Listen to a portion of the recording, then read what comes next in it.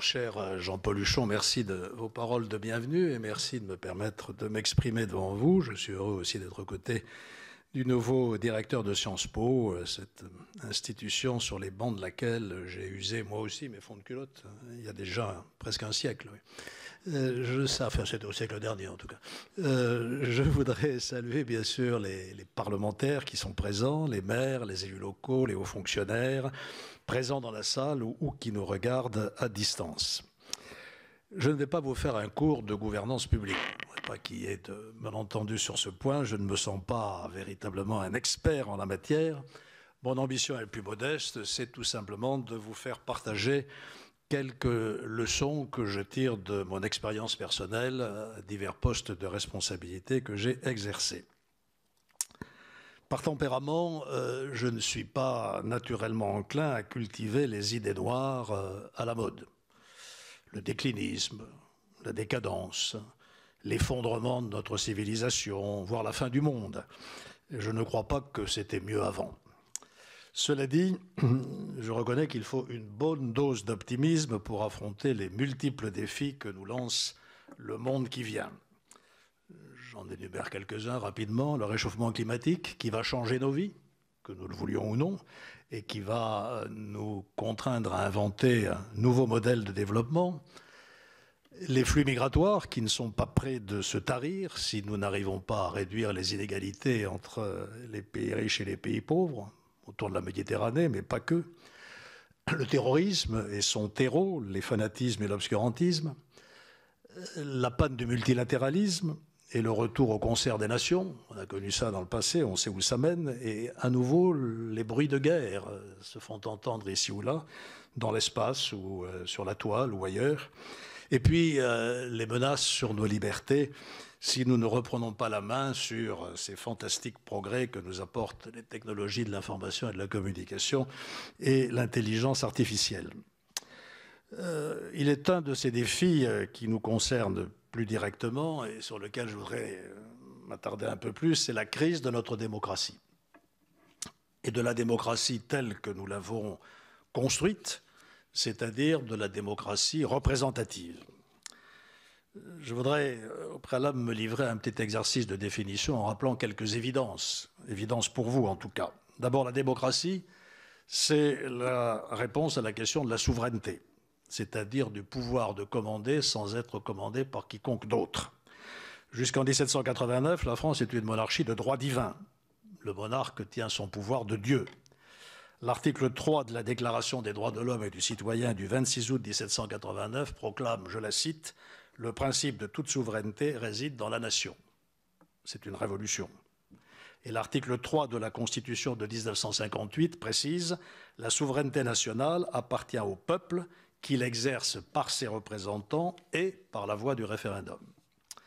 Ensuite, la République, c'est la réponse à la question des valeurs, magistralement résumée dans notre devise, liberté, égalité, fraternité, on n'a jamais fait mieux, est déclinée dans le bloc de constitutionnalité qui définit nos droits et libertés, la Déclaration des droits de 1789, le préambule de la Constitution de 1946 qui introduit les droits sociaux, la Constitution de 1958 et la Charte de l'environnement de 2004. Et puis enfin, l'État de droit, qui est la réponse à la question des règles et procédures qui garantissent le respect effectif de nos droits et libertés. Je voudrais m'attarder un peu sur cette notion de l'état de droit parce qu'elle est aujourd'hui la cible de multiples attaques. Je reviens à la Déclaration des droits de 1789 et à son article 16. Toute société dans laquelle la garantie des droits n'est pas assurée, ni la séparation des pouvoirs déterminée, n'a point de constitution. Et je vais faire maintenant un petit détour par Montesquieu. Vous savez que c'est un de mes maîtres à penser. J'ai écrit un petit bouquin sur lui il y a quelques années. Voilà quelques-unes de citations que je tire de l'esprit des lois ou des pensées. C'est une expérience éternelle que tout homme qui a du pouvoir est porté à en abuser. Pour qu'on ne puisse abuser du pouvoir, il faut que par la disposition des choses, le pouvoir arrête le pouvoir. Lorsque dans la même personne, ou dans le même corps de magistrature, c'est l'hypothèse d'un régime aristocratique, la puissance législative est réunie à la puissance exécutrice, il n'y a point de liberté. Parce qu'on peut craindre que le même monarque ou le même Sénat ne fasse des lois tyranniques pour les exécuter tyranniquement. Et encore, Tout serait perdu si le même homme ou le même corps de principaux, de nobles ou du peuple exerçait ces trois pouvoirs, celui de faire des lois, celui d'exécuter les résolutions publiques et celui de juger les crimes ou les différends des particuliers. On savait écrire à l'époque en 3 phrases lumineuses ou en 4 phrases lumineuses. Est ainsi définie la nécessité de la séparation des pouvoirs. Montesquieu préférait parler de l'équilibre des pouvoirs, sans lesquels il n'y a point de liberté.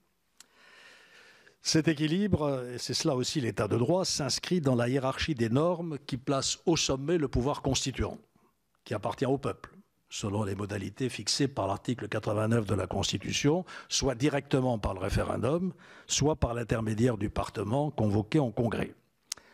Ensuite, c'est un point qui me tient à cœur par les temps qui courent, parce qu'on lit beaucoup de choses là-dessus, les traités et les accords internationaux, qui n'ont une autorité supérieure à la loi que s'ils ont été régulièrement ratifiés. C'est le titre 6 de la Constitution, articles 54 et 55. Or, s'il comporte une clause contraire à la Constitution, l'autorisation de ratification ne peut intervenir qu'après révision de la Constitution. C'est donc le pouvoir constituant qui a la main et qui reste le pouvoir suprême. Et il en est de même, je le dis au risque de surprendre certains, du droit européen dont le Conseil constitutionnel contrôle qu'il ne porte pas atteinte à l'identité constitutionnelle de la France. Nous avons rendu il y a quelques semaines une décision qui a clarifié ce concept d'identité constitutionnelle de la France. Puis vient le pouvoir législatif exercé par le Parlement qui vote la loi. Et enfin, le pouvoir réglementaire du Premier ministre qui prend décrets et arrêtés. Et les champs respectifs de ces pouvoirs sont délimités par les articles 34 et 37 de la Constitution sous le contrôle du juge. Cet édifice, qui est l'édifice de l'état de droit, est consubstantiel de toute démocratie.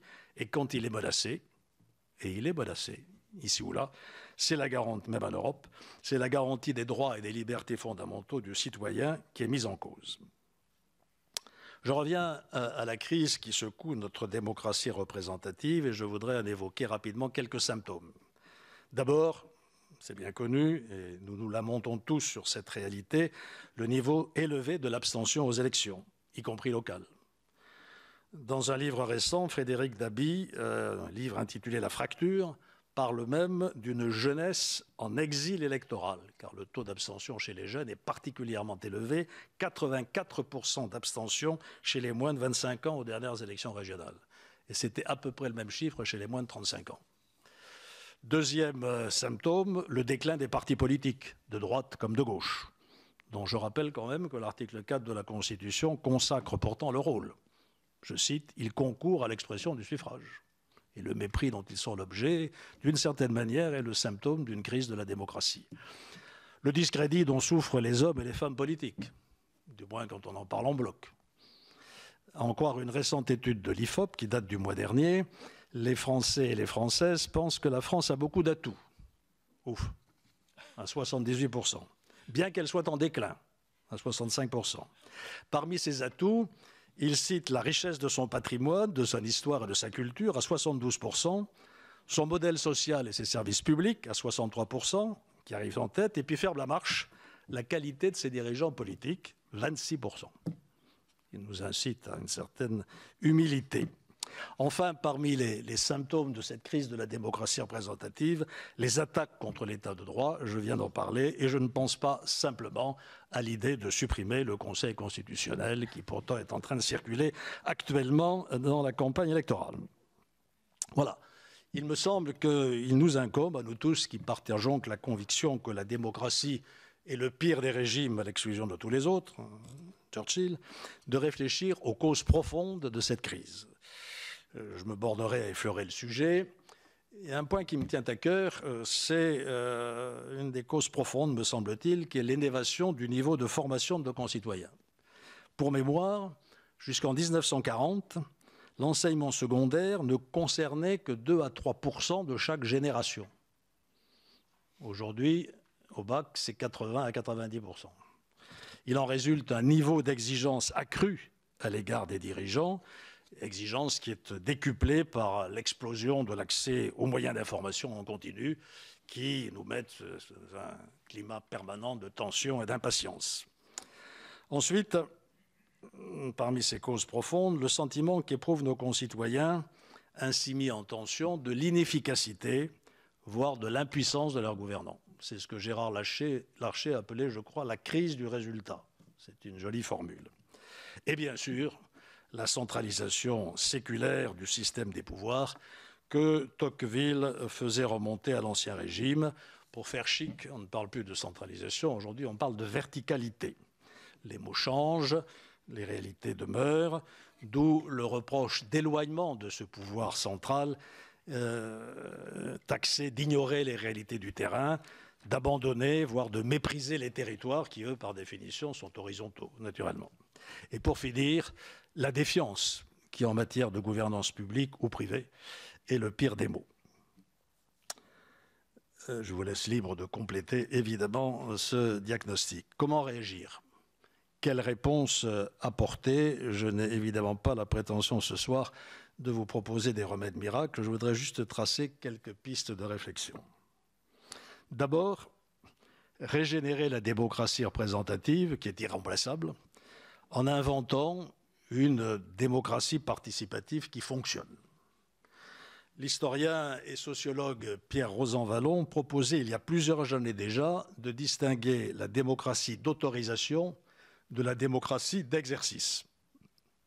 La première consiste pour chaque citoyen à autoriser les représentants qu'il choisit par son vote à décider pour lui, au Parlement ou dans les assemblées locales, régionales, départementales, municipales. Eh bien, cela ne suffit plus. Le citoyen veut exercer lui-même, d'où le mot de démocratie d'exercice, le pouvoir de prendre les décisions qui le concernent. Alors, cette forme de démocratie, là, le vocabulaire est riche. On peut parler de démocratie participative. J'avais rédigé, lorsque j'étais directeur des études du RPR, à l'époque, on faisait des études au RPR, c'est bien. J'avais fait rédiger un petit fascicule qui s'appelait La démocratie du quotidien. Pierre Bédier s'en souvient peut-être. Voilà, on peut parler aussi de démocratie continue. Bon, ça fonctionne plus ou moins bien, et plutôt bien que mal, au niveau local. Conseil de quartier, atelier de concertation, voire de codécision, budget participatif. Tous les maires, tous les élus ici présents connaissent cela et sont des praticiens de cette forme de participation. Nous en connaissons les vertus et les limites. Voilà, tous nos concitoyens ne sont pas demandeurs. On le voit d'ailleurs dans le taux de participation lorsqu'on fait un budget participatif. Quand on arrive à 10%, c'est un miracle. Il y a des professionnels de la participation. Et au bout du compte, il faut bien décider. Le leadership, ça existe aussi. Juste une petite anecdote personnelle. Je présidais un conseil de quartier à Bordeaux, comme ça m'arrivait tous les trimestres. Et on discutait depuis 2 heures d'un problème important pour l'avenir de la ville, qui était le sens de circulation d'une voie du centre-ville. Est-ce qu'il fallait aller du nord au sud ou du sud au nord?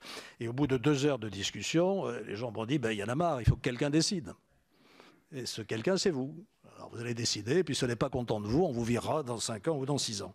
Donc la participation mérite aussi d'être, avoir son contrepoint dans l'exercice de l'autorité. Mais au total, nous voyons bien que ces formules de participation ont un bénéfice bien supérieur aux risques qu'elles comportent. Les décisions sont mieux acceptées. La proximité et donc la confiance envers les élus s'en trouvent renforcées. Et ce n'est pas un hasard si l'élu dont les Français ont la meilleure opinion est le maire. Vous connaissez tous les sondages qui se succèdent. Le dernier que j'ai sous les yeux, 61% de confiance dans les maires, 35% dans le député, 23% dans le sénateur, pardon Nathalie, 22% pour le conseiller régional, 20% pour le conseiller départemental et 19% pour le député européen, quand il est connu. Voilà. Cette confiance dans le maire a été évidemment renforcée à l'occasion de la pandémie, où on a vu le rôle que les élus de proximité ont joué. J'ajoute d'ailleurs, parce que j'ai la mauvaise manie de chercher des points d'équilibre, de ne pas faire des affirmations trop unilatérales, les élus ont été remarquables pendant la pandémie. S'il n'y avait pas eu l'État, on en serait aussi au fond du gouffre. L'État assumait aussi son rôle de manière différente. D'où le défi, comment transposer au niveau national ces méthodes de démocratie de proximité qui fonctionnent au niveau local. On peut se demander si c'est vraiment réaliste.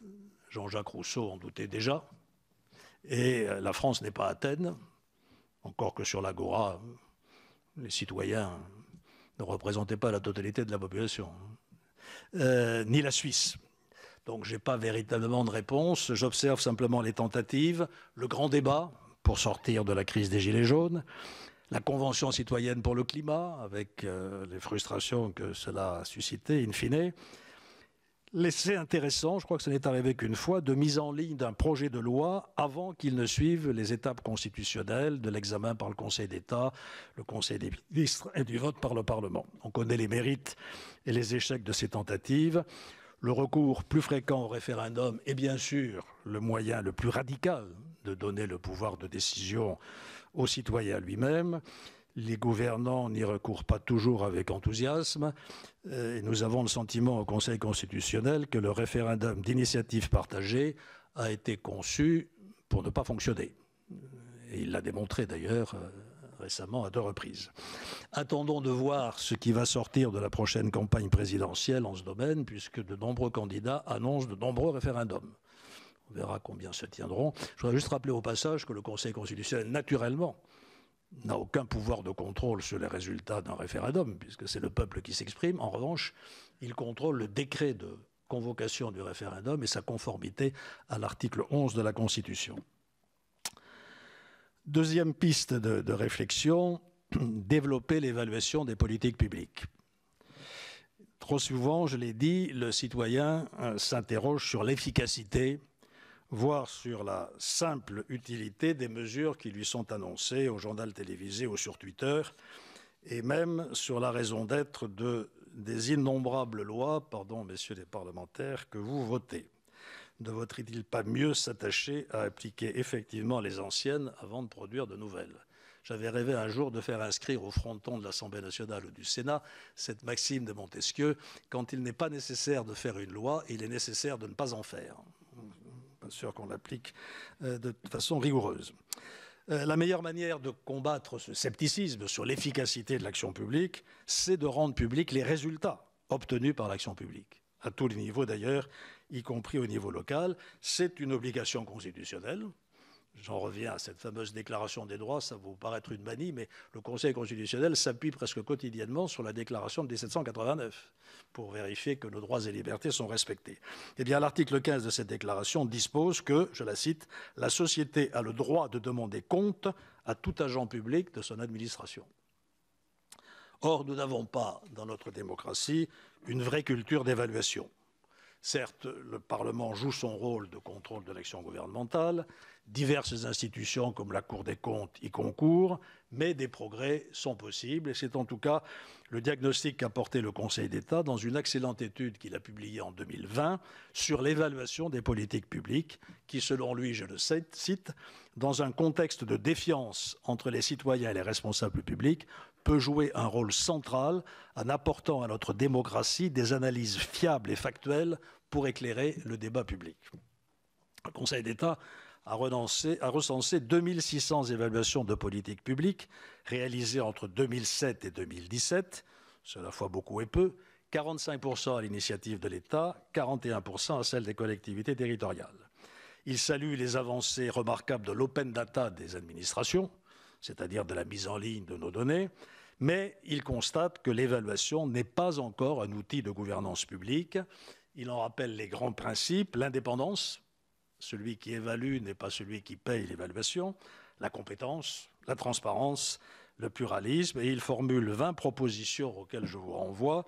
J'ai notamment relevé les points suivants: développer la formation initiale et continue à l'évaluation et l'ouvrir aux élus et aux journalistes, à mettre dans votre certificat sans doute, développer la coopération entre l'État et les collectivités territoriales pour promouvoir l'évaluation des politiques partagées, plutôt que de le faire séparément, prévoir la participation des citoyens à l'évaluation au sein de comités de pilotage, et il y a une quinzaine d'autres propositions. Troisième piste de réponse à cette crise, évidemment, le président Huchon ne sera pas surpris que je surenchérisse sur ce qu'il a dit, franchir une nouvelle étape de décentralisation. Certains parlent d'une nouvelle génération de la décentralisation. C'est à coup sûr une nécessité. C'est l'objet d'un large consensus, c'est une demande de toutes les grandes associations d'élus, et ce n'est pas l'ancien maire de Bordeaux qui peut se montrer tiède en la matière. J'ai eu la réputation d'être jacobin.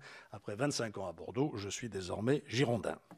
Je vais vous décevoir sur la décentralisation, mon cher président, parce que mon devoir de réserve m'interdit de parler ici de la loi 3DS, qui est en cours de discussion au Parlement. Pour une raison toute simple, c'est qu'elle risque de nous revenir au Conseil constitutionnel, du moins certaines de ses dispositions, dans quelques semaines. Et donc mon devoir de réserve m'interdit de me prononcer sur les dispositions qu'elle contient. Je me contenterai donc de quelques considérations très générales sur ce point. On voit bien les têtes de chapitre d'une nouvelle génération de la décentralisation. C'est l'élévation du niveau et du degré d'autonomie de nos ressources budgétaires, c'est la souplesse dans la gestion de nos ressources humaines, c'est la clarification des compétences, bien sûr. Une question qu'il vaudrait mieux, à mon avis, ne pas remettre sur la table, c'est celle du millefeuille, parce que ça, c'est la boîte à chagrin assurée. Une seule conviction bien ancrée chez moi, éviter d'entretenir les antagonismes entre les territoires. Et pour être plus explicite, mon expérience personnelle me montre que les métropoles ne sont pas les ennemis des villes moyennes ni de la ruralité. D'abord, on les a voulu, les métropoles. Je voudrais vous rappeler qu'il y a 30 ou 40 ans, du temps de Guichard et de Jérôme Bonneau, c'était Paris et le désert français. Grâce aux métropoles, c'est plus Paris et le désert français. Et donc, ne tirons pas à boulet rouge sur les métropoles. Nos collectivités n'ont rien à gagner à se faire la guerre. Elles ont tout à gagner à développer entre elles des complémentarités, des partenariats. J'avais essayé de faire ça à Bordeaux avec Libourne, avec Marmande, même avec Angoulême. J'avais lancé une opération de consultation de promoteurs immobiliers sur un projet dual, un terrain à Bordeaux, un terrain à Angoulême. Et les concurrents étaient priés de faire une proposition sur les deux terrains, ce qui a mené évidemment Angoulême à bénéficier de ce qui était à l'époque, et qui est toujours, j'en suis sûr, l'attractivité de Bordeaux. Même pragmatisme s'agissant de l'intercommunalité. La bonne formule, selon moi, c'est le sur-mesure. Je ne veux pas être arrogant, mais je crois avoir pas mal réussi avec mes équipes le passage de la communauté urbaine de Bordeaux à la métropole de Bordeaux. Et ce n'était pas évident entre 28 communes.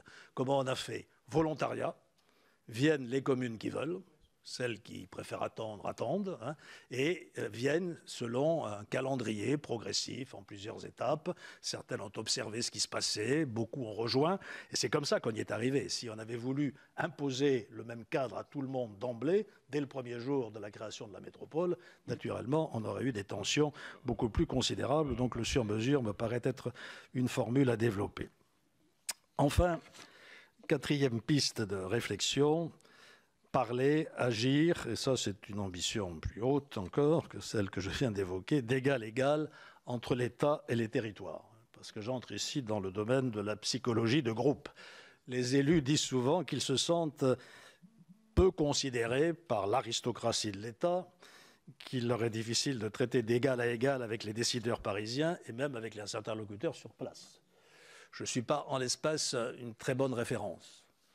Parce qu'il est évident que le préfet d'Aquitaine, avant de prendre une décision, consultait le maire de Bordeaux. C'est vrai. Ce n'est peut-être pas le cas pour tous les maires de toutes les villes moyennes ou de moindre importance.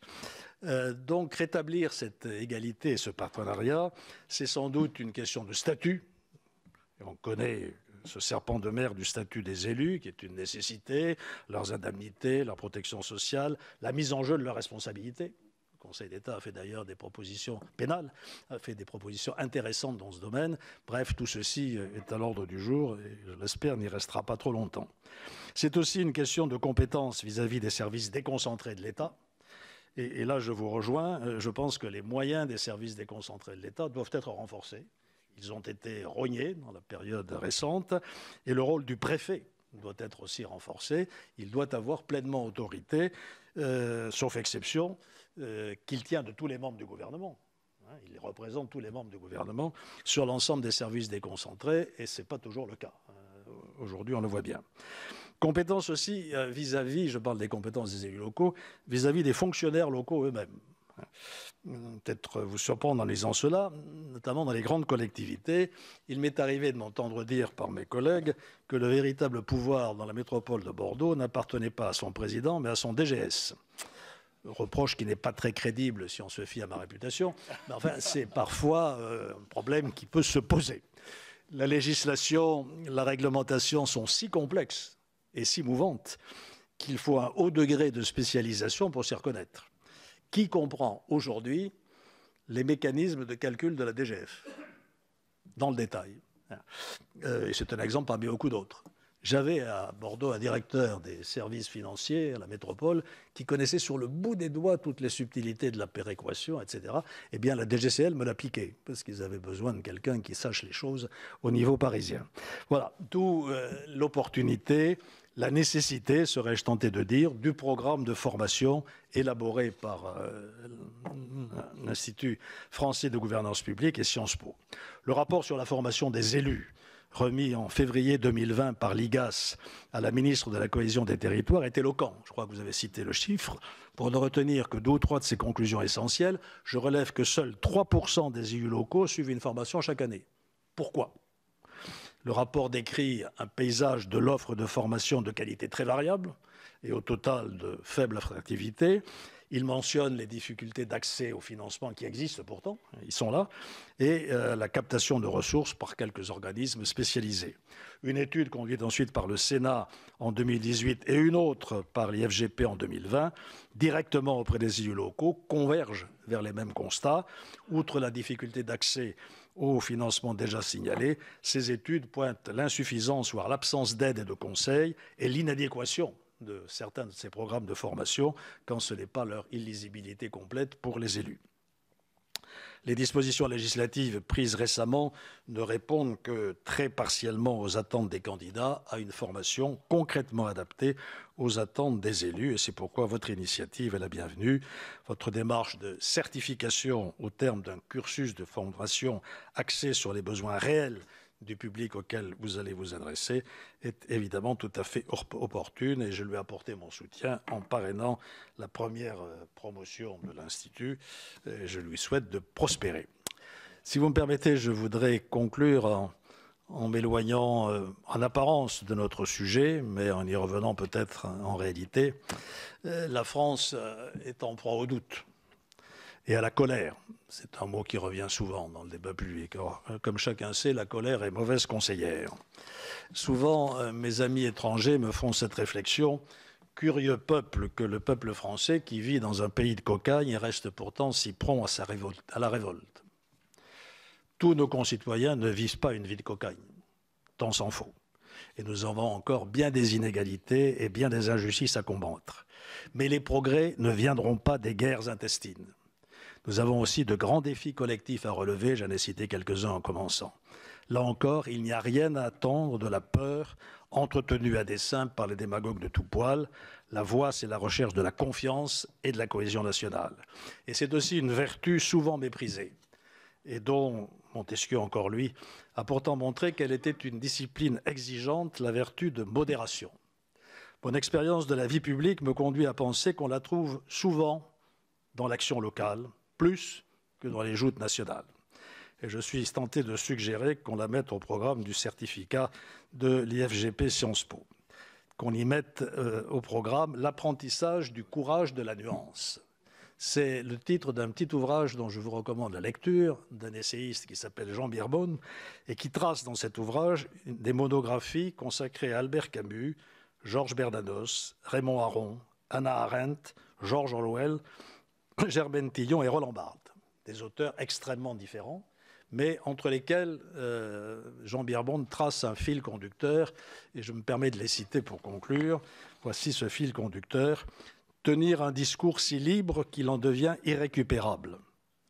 Appeler les choses par leur nom, quitte à dire aux gens ce qu'ils n'ont pas envie d'entendre.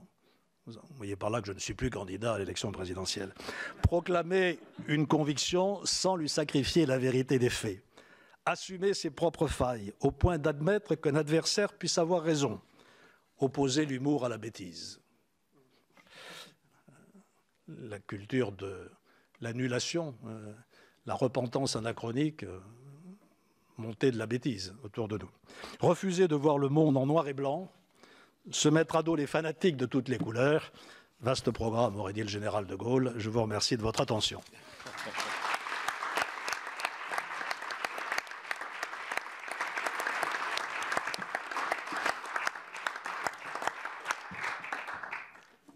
Premier ministre, est-ce que vous disposez d'un peu de temps pour répondre à quelques questions?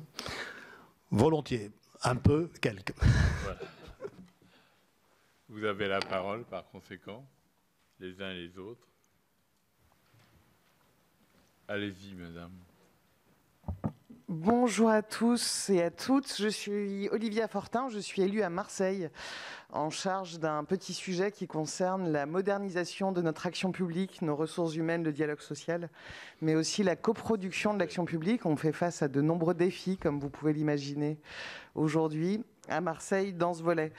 Je vais commencer par un petit témoignage et si vous voulez bien, je vais enlever le masque avant de vous poser ma question. Pour ma part, avant de prendre cette responsabilité-là, j'ai choisi d'aller me former à Sciences Po sur ce qu'est une collectivité territoriale. Je ne viens pas du tout de ce milieu, ni professionnellement, ni de façon militante, donc j'avais besoin d'acquérir certains outils. Ça a été passionnant. Je suis très heureuse de voir que des formations précises puissent aujourd'hui s'adresser aux élus. Je serais pour ma part extrêmement heureuse d'avoir le temps de pouvoir me former sur ces sujets aujourd'hui, mais la situation des élus locaux, comme vous l'avez évoqué, Monsieur le Premier ministre, elle n'est pas forcément simple. On a des indemnités qui ne nous permettent pas forcément de faire face à nos vies quotidiennes. On a de nombreuses responsabilités qui nous enjoignent d'avoir connaissance de beaucoup de choses, qui nous engagent au quotidien. Et vous parliez de l'évolution du statut de l'élu local. Je pense que c'est quelque chose d'absolument nécessaire. Moi non plus, je ne suis pas candidate à l'élection présidentielle. Et donc, je pense que c'est une question... Les candidatures ne sont pas closes. Hein, c'est qu'une question de temps. J'ai prôné l'union, vous savez, à Marseille. Je ne vais pas aujourd'hui changer de combat. Mais je pense effectivement qu'on a on a tous intérêt à s'interroger collectivement sur cette question pour avoir des responsables politiques qui y viennent pour de bonnes raisons et pas de mauvaises, pour qu'on puisse avoir des responsables politiques qui aient 40, 50, 60 ans, dans la force de l'âge, des compétences, de l'expérience et des qualités à déployer. Et quand je vois que la moitié des maires ne se sont pas représentés en 2020, je m'interroge sur la capacité qu'a la France aujourd'hui à produire de bons responsables politiques locaux. On a besoin, je crois vraiment à l'échelon territorial pour que le pays se transforme. On a besoin d'avoir des élus engagés dans leur mission. Et donc, je suis heureuse d'entendre que des choses sont en cours à ce sujet-là. Et j'aimerais qu'on puisse... j'aimerais vous entendre plus sur ce volet, sur les évolutions qu'on peut espérer dans ce domaine. Merci beaucoup. Oui, sur le statut de l'élu local, vous l'avez vu, j'ai été prudent. Hein. Je n'ai pas entré dans le débat, mais on voit bien les têtes de chapitre qu'il faudra aborder un jour ou l'autre. C'est très compliqué. C'est très compliqué. Quand vous expliquez à vos concitoyens que le maire de Bordeaux, président de la communauté urbaine, a un total d'indemnité inférieur à celui de son DGS, sans parler évidemment du responsable de telle ou telle grande entreprise du secteur, on vous dit de quoi il se plaint. Parce que finalement, son indemnité est 2 à 3 fois le salaire moyen des Français. Donc c'est très difficile de faire passer cette idée. Quelques bons arguments on connaît. Et quand on se compare effectivement à beaucoup de pays étrangers, on se rend compte que les élus ne sont pas très bien traités. Donc c'est une question très sensible qu'on ne pourra pas indéfiniment éluder, mais qu'il faut traiter avec un peu de diplomatie. Sur la formation, je suis parfaitement conscient que nous manquons tous de temps.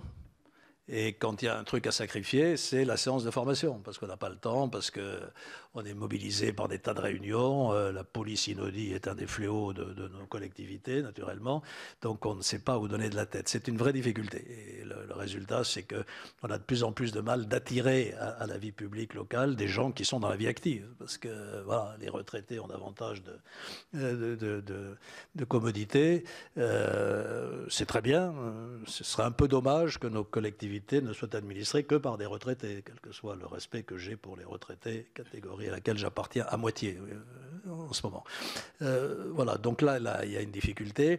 C'est une question de statut, c'est une question matérielle, c'est une question aussi d'image. Il faut redonner envie. Quand vous dites que beaucoup de maires ne se sont pas représentés, vous me dites la moitié. Je ne sais pas, je n'ai pas de statistiques. Moi, je constate qu'avant les élections, un grand nombre de maires vous disent « je ne vais pas revenir, je ne vais pas repartir ». Et puis ils repartent, parce qu'ils aiment ça. Parce que c'est un métier formidable, parce que c'est une mission formidable. Et c'est ça, c'est l'image, l'envie, la considération dont ils sont l'objet qui peuvent permettre, je crois, de les attirer davantage à la vie publique que c'est le cas aujourd'hui. Ce serait vrai aussi au niveau des responsabilités nationales, hein, mais c'est compliqué. De temps en temps, je reçois des jeunes, ça me réconforte, qui viennent me dire « on a envie de faire de la politique, qu'est-ce que vous nous conseillez ?» Et je leur dis d'abord « acquérez un métier, primo ».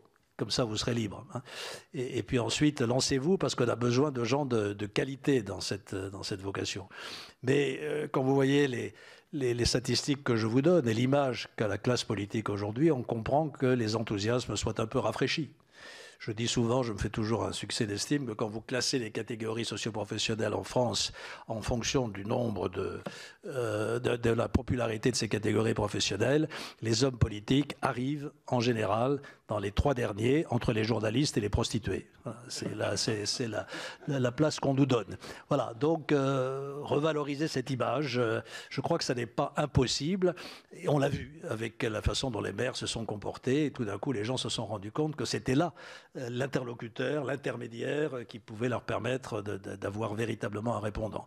Voilà, donc c'est l'ensemble de ces dispositions, à la fois matérielles, mais aussi psychologiques et d'images qui permettront peut-être d'attirer à nouveau autour de nous des bonnes candidatures et des gens décidés à s'investir.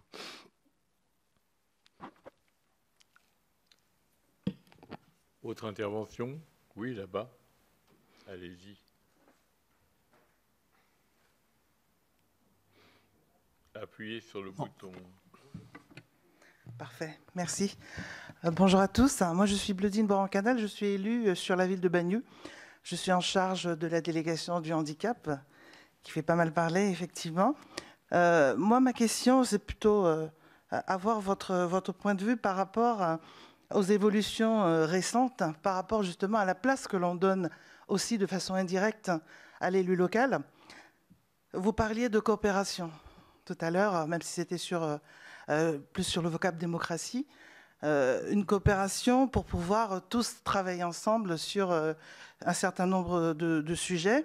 Et ce qu'on a vu ces dernières années, c'est aussi quelque part, on a enlevé un certain nombre d'éléments d'autonomie. Je parle notamment en matière budgétaire de ce qu'une ville peut avoir pour pouvoir faire des recettes dans ses caisses et donner justement cette autonomie qui lui permette d'intervenir.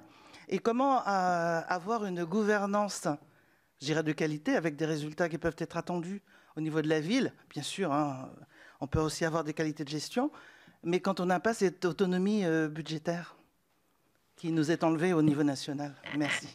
Tout à l'heure, quand j'ai parlé de la nouvelle génération de décentralisation, j'ai indiqué les têtes de chapitre, donc la reconquête d'une réelle autonomie budgétaire, mais j'avais dit au préalable que mon statut actuel ne me permettait pas de donner des conseils aux législateurs et encore moins au gouvernement. Donc vous ne m'en voudrez pas si je ne prends pas des positions plus déterminé. Je pense que vous avez en tête la suppression de la taxe d'habitation et d'autres sujets de ce type.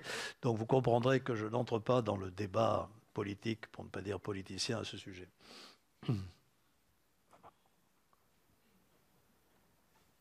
Allez-y. Monsieur le Premier ministre, je m'interroge sur la démocratie participative. Le peuple est souverain, ça ne se discute pas, mais il n'est ni omniscient ni infaillible. Il se trouve que j'ai été, par le plus grand des hasards, contacté pour participer au grand débat sur l'énergie. J'ai été très flatté, j'ai reçu par Internet un énorme dossier avec un calendrier assez lourd et une série d'analyses techniques qui m'ont laissé dubitatif. J'ai rappelé l'interlocutrice qui m'avait contacté pour lui faire part de ma perplexité. Elle m'a dit « Mais monsieur, vous êtes concerné par l'énergie ». Certes oui, madame, mais au-delà de vous dire « Il me faut de l'énergie abondante et bon marché », je n'ai aucune espèce d'opinion sensée sur la durée de vie des centrales nucléaires, le nombre d'éoliennes à mettre ici ou là. Bon, et je me suis récusé. Et je me dis que peut-il sortir de pertinent et la Convention sur le climat m'a conforté dans ma perplexité de ce genre de débat. Pardon, mais vous n'êtes plus du tout dans le coup. Écoutez les réseaux sociaux. En permanence, on demande l'avis de chacun sur des sujets stratosphériques pour lesquels nous sommes totalement incompétents. C'est le monde tel qu'il va. Alors, je suis quand même moins sévère que vous sur ces procédures de consultation, y compris sur la Convention pour le climat. Il en est quand même sorti un certain nombre de décisions non négligeables et qui ont fait l'objet de consensus. Là où peut-être il faut prendre quelques précautions, c'est quand on s'engage à reprendre tout sans filtre. C'est peut-être un petit peu audacieux. Donc, je pense qu'il y a un moment où l'expertise et puis l'autorité doivent jouer leur rôle. Voilà, c'est là le point d'équilibre qu'il faut trouver. On ne peut pas faire l'économie de ces mécanismes de concertation, de consultation, de participation des gens, mais en même temps, il ne faut pas en être prisonnier. Et c'est vrai que les modalités de sélection de ceux qui viennent siéger dans ce genre d'organisme laissent parfois songeur. Moi, j'ai eu beaucoup de mal à recourir au tirage au sort. Voilà. Je sais qu'on conteste beaucoup la procédure de nomination des membres du Conseil constitutionnel. Peut-être qu'un jour on les tirera au sort. On verra ce que ça donne. Voilà. Donc il faut pondérer un petit peu ce genre de choses. Et donc là aussi, oui à la concertation, mais il y a un moment où il faut que ce soit le décideur qui décide hein, et qui assume réellement la responsabilité. C'est ce qu'on pratique un peu dans nos collectivités locales. On écoute, et puis on décide. Hein. Je raconte souvent cette anecdote que j'ai vécue comme maire. J'arrive en 95, je suis élu, je circule dans ma ville, je vois un joli bâtiment constitué de petites colonnes style Baltard, entouré de béton. Je dis, c'est pas possible, il faut casser tout ça, on va faire une jolie salle de quartier. Qu'est-ce que je fais? Je choisis un architecte, je lance un concours, et puis basta, ça y est, c'est fait. En 6 mois, la salle est refaite. 15 ans après, même topo, dans un autre quartier de la ville, un très beau bâtiment aussi. Et j'ai adopté une démarche radicalement différente. J'ai fait un conseil de riverains, un collectif de riverains, un collectif de commerçants, et je leur ai posé la question, qu'est-ce que vous voulez faire de ce bâtiment? Moi, j'avais une idée. C'est un magnifiquement Baltard. Je voulais garder la nef centrale pour y faire... Non, on veut des salles de réunion, on veut un petit théâtre. OK, c'est votre affaire, c'est votre maison de quartier, donc c'est vous qui décidez. Et on a construit le projet avec eux avant de le mettre au concours. On les a fait siéger dans le jury du concours, ils ont choisi le projet. Et à la clé, ils sont heureux. Ils se sont dit, voilà, c'est ce qu'on voulait, c'est ce qu'on a eu. Et moi, j'ai accepter tout à fait ça. Vous voyez que la concertation a quand même ses vertus. Hein. Et si j'étais passé outre en faisant ma salle à moi, j'étais sûr d'avoir une grève dans le quartier, des protestations, des recours devant le tribunal, le droit de l'urbanisme s'y prétend et de la construction s'y prétend, comme vous le savez. Donc voilà, je crois que ça peut apporter aussi Là où vous avez raison, c'est que ça marche au niveau local, je l'ai dit. Comment on fait ça au niveau d'un pays? Et là, je suis un peu sec, hein, malgré les pistes que j'ai tracées. Sinon, en ramenant davantage de décisions au niveau local. C'est donc la décentralisation. Bien. Mais bonne chance à votre formation. C'est bon pour vous?